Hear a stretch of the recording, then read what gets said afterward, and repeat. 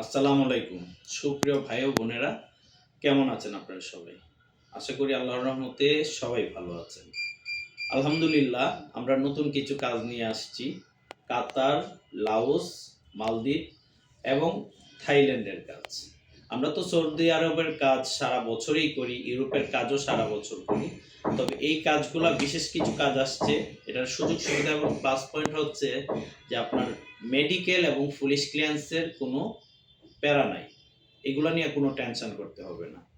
আপনারা খুবই সহজে ১ থেকে ১.৫ মাসে আমরা ওয়ার্ক পারমিট সহ এই কাজগুলা করে থাকি।